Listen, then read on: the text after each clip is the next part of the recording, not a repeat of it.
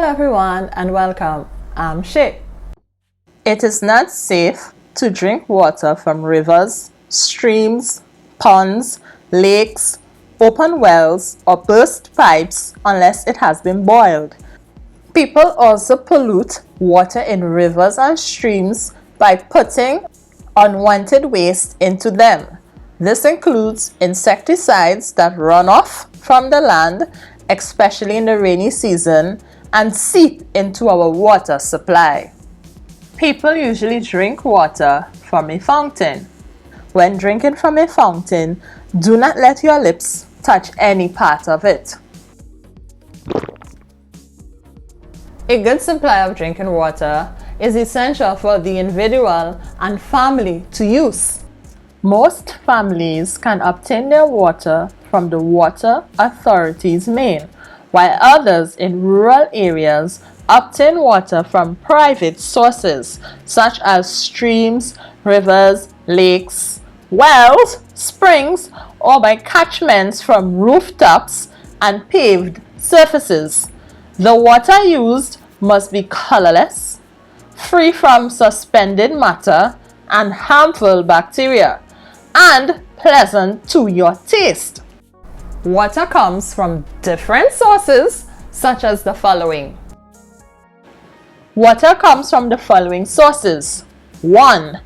Deep well water and deep spring water. These are usually considered very palatable and wholesome. 2. Stored rainwater and surface water from cultivated lands. While palatable, these are best avoided. 3. River water, to which sewage may gain access, and shallow well water. These are both dangerous. Generally, surface waters are soft, while subterranean waters are hard. The term hardness means that it contains minerals which makes it difficult to obtain lather with soap.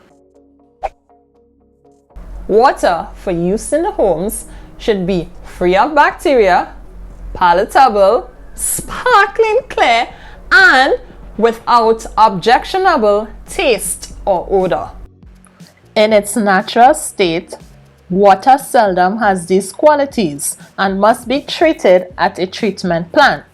After water is drawn from a source, usually rainwater collected in large tanks, the plant may put the water through one of several processes depending on the quality of the untreated water or on the country's standard. The three basic processes used are 1. Coagulation and settling, 2. Filtration, and 3. Disinfection and sterilization. The raw untreated water is collected in large tanks and is mixed with chemicals. Some of these chemicals are coagulants. The most widely used coagulant is a fine powder called aluminum sulfate or alum. In the water, the alum forms tiny jelly-like globs called flux. Bacteria, mud, and other impurities stick to the flux.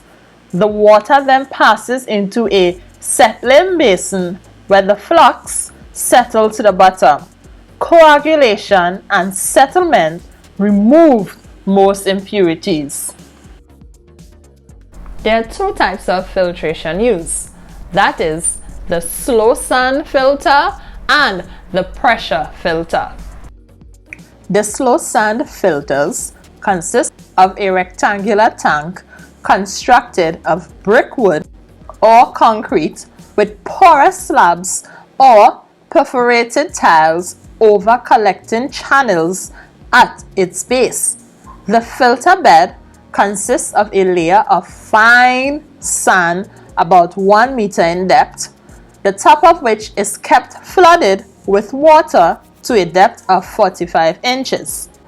When the filter is first put into operation, it only removes suspended matter by straining.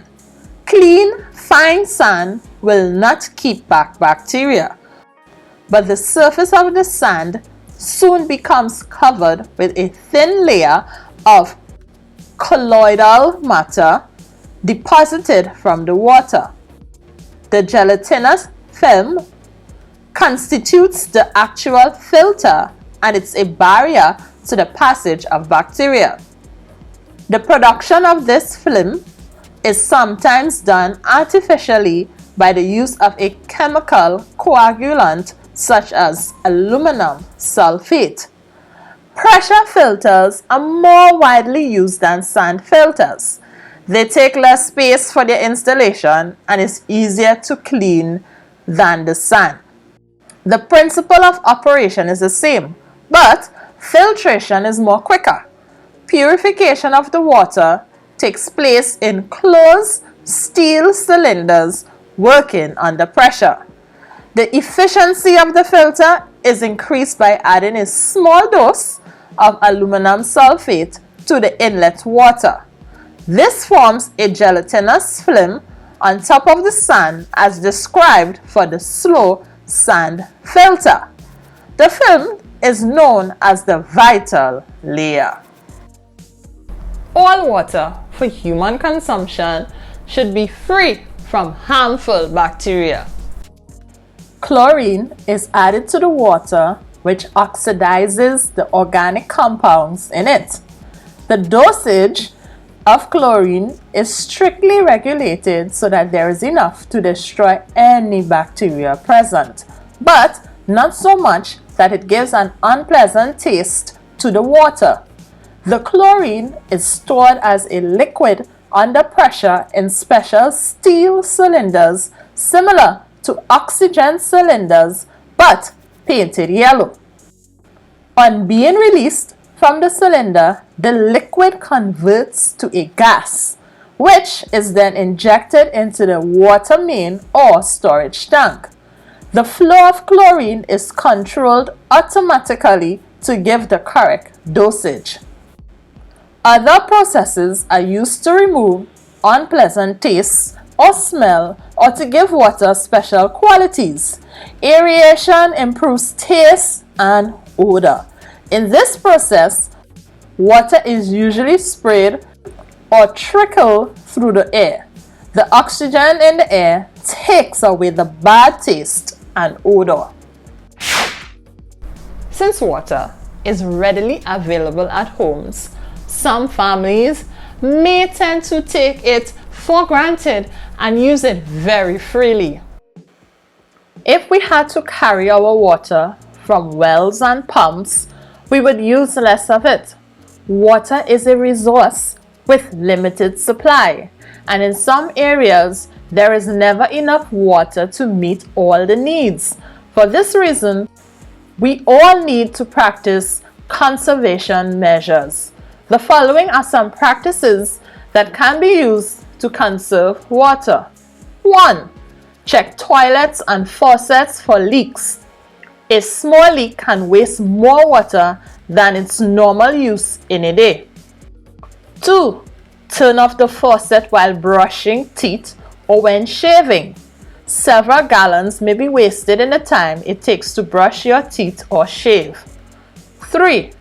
Avoid running water until it is hot, unless you save the water for another use.